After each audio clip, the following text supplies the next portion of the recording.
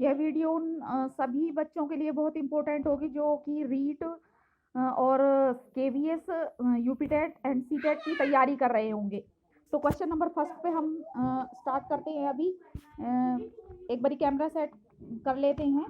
देखिए, ये question number 10 से हम लोग स्टार्ट कर रहे हैं, और 10 नहीं, मैं और भी आगे इसका सेकंड जो पेज होगा, जो कि लास्ट ईयर क्वेश्चंस होंगे, देखेंगे आप जरा। सभी क्वेश्चंस पे सीटेट का ईयर नंबर लिखा हुआ है, और ये सारे ही क्वेश्चन वो हैं जो सीटेट के कुछ लास्ट ईयर्स में आए हुए हैं। तो क्वेश्चन नंबर स्टार्ट करते हुए फर्स्ट से ये क्वेश्चन, अब अभी हम एक बार कैमरा सेट कर लेते हैं।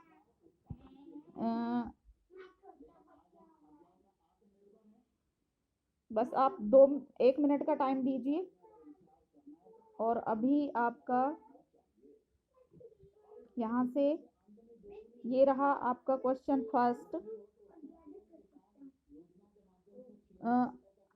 मैंने इसमें आंसर्स क्लिक किए हुए हैं, तो हम स्पीड में करेंगे। स्पीड की हमें बहुत ध्यान रखना पड़ता है टेस्ट में।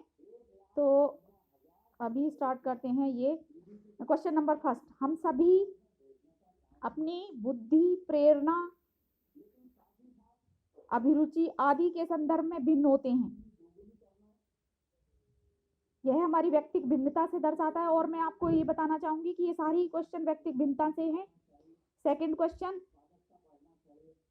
कक्षा में विद्यार्थियों के व्यक्तिगत विभेद जो कि लाभकारी हैं, क्योंकि ये विद्यार्थियों की संज्ञानात्मक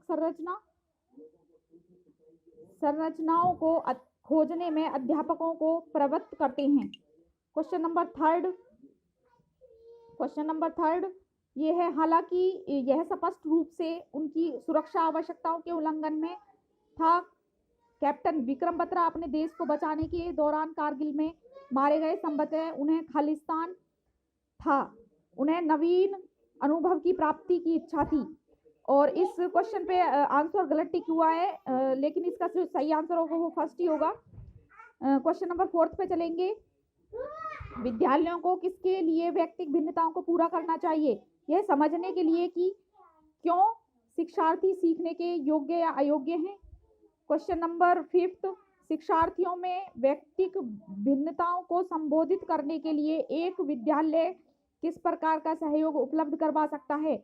बाल केंद्रित पाठ्यचर्या का पालन करवाकर, और शिक्षार्थियों को सीखने के अनेक अवसर उपलब्ध कराकर। ये क्वेश्चंस की संख्या होगी जो अप्रॉक्स 15 वन साइड होगी। क्वेश्चन नंबर 6, सह शैक्षणिक क्षेत्रों में निष्पादन के आधार पर शैक्षणिक क्षेत्रों में निष्पादन के स्तर को बढ़ाने का औचित्य स्थापन किस आधार पर किया जा सकता है? यह व्यक्तिगत भिन्नताओं को संतुष्ट करता है। यह जो क्वेश्चन है वो व्यक्तिगत भिन्नताओं को स्पष्ट करता है। मैं रिपीट करूंगी एक बार क्वेश्चन को। सह शैक्षणिक क्षेत्रों में निष्पादन के आधार पर शैक्षणिक क्षेत्रों में निष्पादन के स्तर को बढ़ाने का औचित्य स्थापन किस आधार पर किया जा सकता है? वो व्यक्तिगत भिन्नताओं को जो संतुष्ट करता हो। क्वेश्चन नंबर, अभी हम 7th पे चलेंगे। क्वेश्चन नंबर 7 ये रहा क्लियर आपके सामने। शिक्षार्थी व्यक्तिगत भिन्नता प्रदर्शित करते हैं, अतः एक शिक्षक को सीखने के विविध अनुभव को उपलब्ध कराना चाहिए। अभी क्वेश्चन नंबर 8 पे हम 8 को हम पढ़ेंगे और जानेंगे कि ये व्यक्तिगत भिन्नता के किस पहलू को पॉइंट आउट कर रहा है।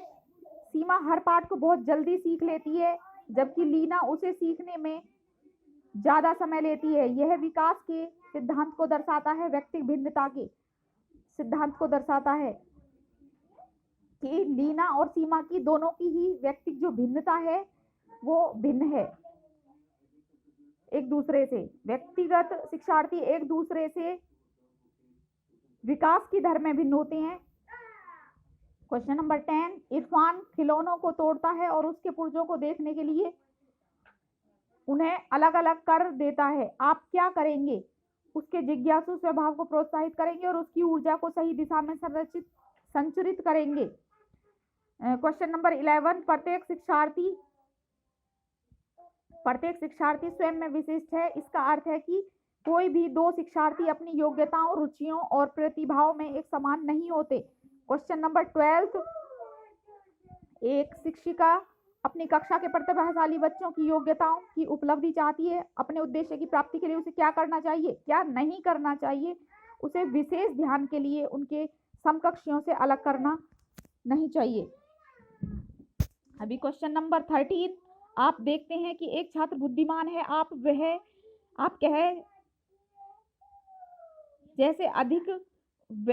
उसे जैसे अधिक वो प्रगति कर सके उसके लिए उसके तरीके के अनुसार उसको अनुप्रेरित करेंगे। ये 13 क्वेश्चंस फिनिश हो चुके हैं फर्स्ट पेज में। अभी हम कुछ और क्वेश्चंस डिस्कस करेंगे। विशिष्ट बालक वह बालक होता है जो सामाजिक रूप से औसत से विशिष्ट हो।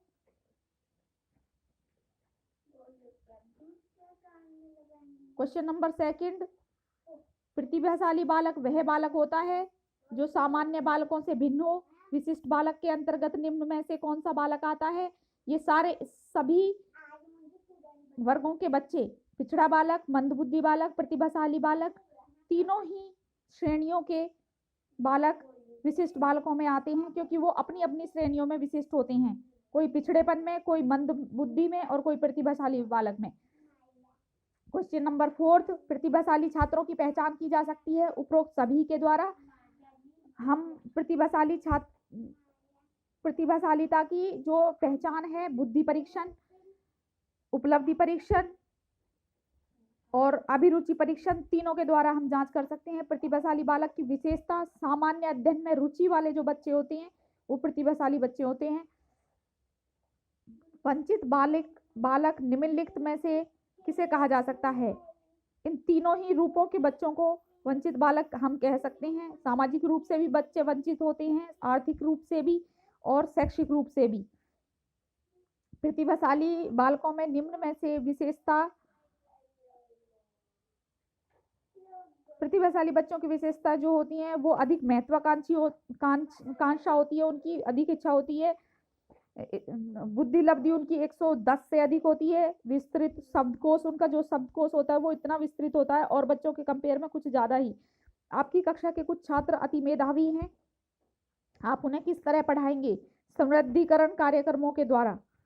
क्वेश्चन नंबर 9, प्रतिभाशाली बालकों के लिए शिक्षा का सफल कार्यक्रम वही हो सकता है जिसका उद्देश्य उनकी विभिन्न योग्यताओं का विकास करना हो। यह कथन जो है हैविंग हस्ट ने कहा है। क्वेश्चन नंबर 10, अनिवार्य रूप से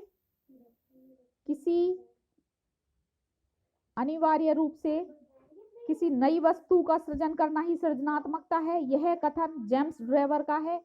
साहचर्यवाद, अंतःदृष्टिवाद एवं अस्तित्ववाद का संबंध सृजनात्मकता से है।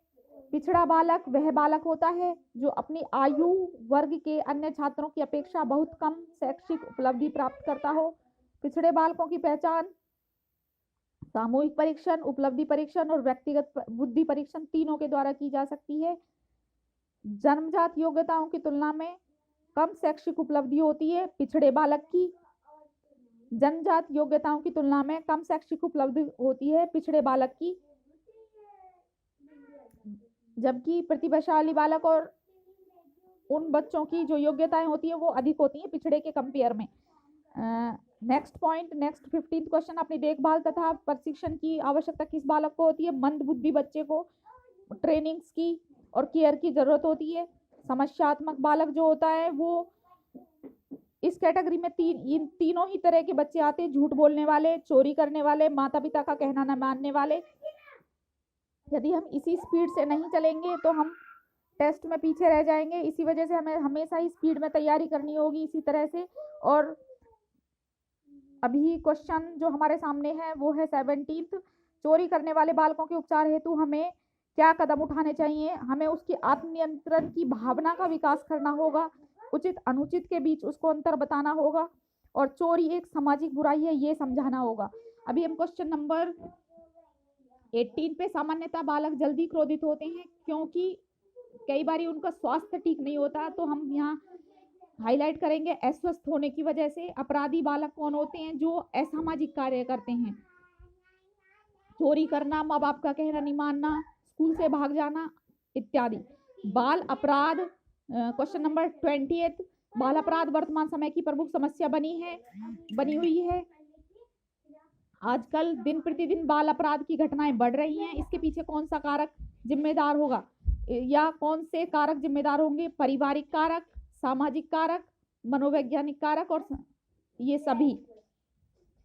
21 क्वेश्चन नंबर, अब बाल अपराध को रोकने के लिए हमें निम्नलिखित में से किसकी भूमिका महत्वपूर्ण होगी? इन सभी को भूमिका अपनी अदा करनी होगी, तभी बच्चों के अपराध रुक सकते हैं। माता पिता को भी ध्यान देना होगा, शिक्षक को भी, और सरकार की भी जिम्मेवारी बनती है। सृजनात्मक उत्तरों के लिए आवश्यक है मुक्त उत्तर वाले प्रश्न, जिनके आंसर एक आंसर से बहुत ज्यादा होते हैं, वो अपसारी भी कहलाते हैं, मुक्त उत्तर भी कहलाते हैं, और सृजनात्मक भी कहलाते हैं। दूसरा जो होगा यहाँ पे अभिसारी, जिनके केवल एक ही आंसर बनते हैं। जैसे हमारे देश की राजधानी क्या है, तो इसका केवल एक ही